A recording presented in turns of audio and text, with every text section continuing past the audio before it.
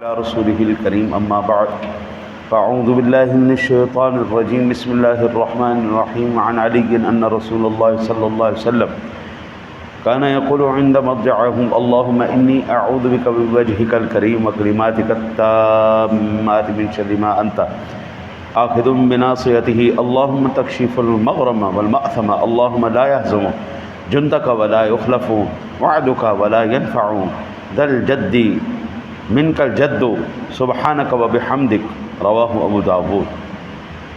حضرت علی المرتضیٰ شیر خدا کرم اللہ وجہہ الکریم سے روایت ہے کہ رسول اکرم صلی اللہ علیہ وسلم اپنے لیٹتے وقت یہ کہتے، یعنی جب آپ سونے لگتے، بستر شریف پہ آرام فرمانے لگتے تو آپ یہ ارشاد فرماتے: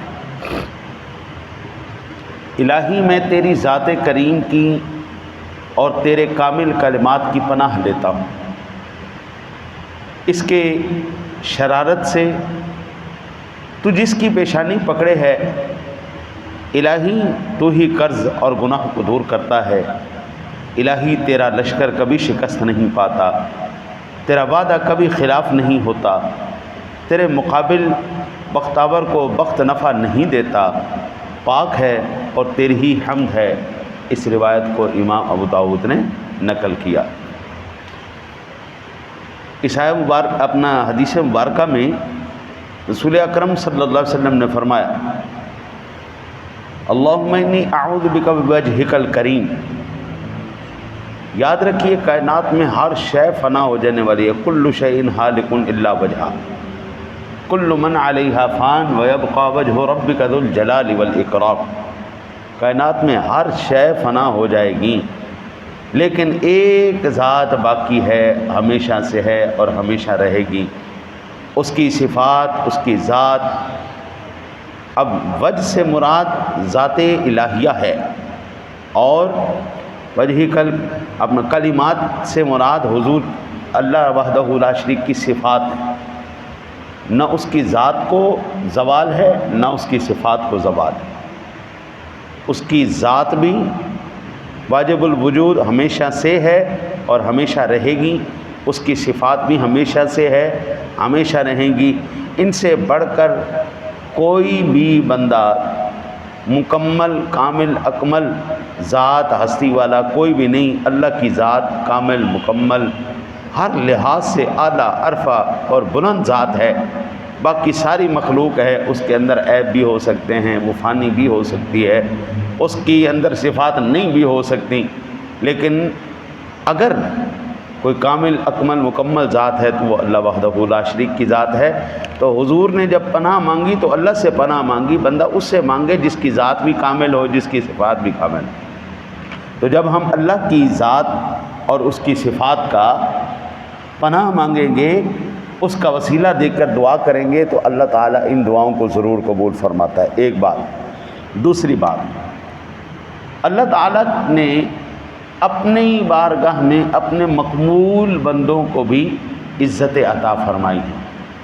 ان میں سے بالخصوص آپ کے میرے پیارے سن نبی جناب محمد الرسول اللہ صلی اللہ علیہ وسلم کی ذات گرامی بھی ہیں، آپ کا وسیلہ بھی اللہ کی بارگاہ میں مقبول ہے۔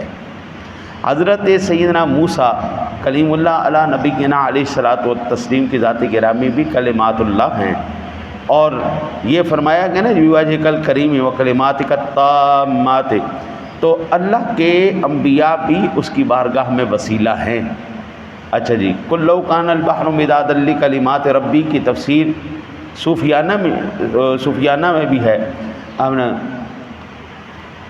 صوفیانہ تفسیر میں یہ بات موجود ہے۔ نمبر 2، اب اللہ وحدہ لا شریک کی بارگاہ میں یہ عرض کیا گیا کہ من شر ما انت آخذ بناصیتہ، جسے تو پکڑے یا اللہ کوئی نہیں چھڑوا سکتا۔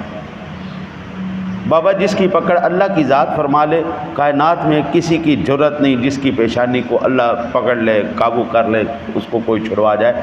فرمایا وما من دابۃ الا هو آخذ بناصیتها، اور کوئی چلنے والا نہیں جس کی چوٹی اس کی قبضہ قدرت میں نہ ہو۔ ہر ایک اللہ وحدہ لا شریک ایسے سیکنڈ میں اشارہ حکم فرمائے، وہیں پر وہ معاملات ہو جائیں۔ کسی کی جرت ہے اللہ کی ذات اور اس کے قبضہ اختیار اور قدرت سے باہر نکل جائے، کوئی اس کی قدرت سے باہر. پھر میرے آقا جی اعلیٰ نبینا علیہ الصلوۃ والسلام کی ذات گرامی نے جو فرمایا گیا کہ جو فرض چیزیں ہیں، قرض ہے، جو قرض ہے وہ ادا کیا جائے.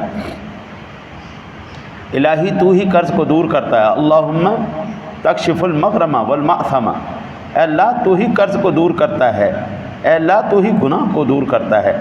قرض سے مراد کیا؟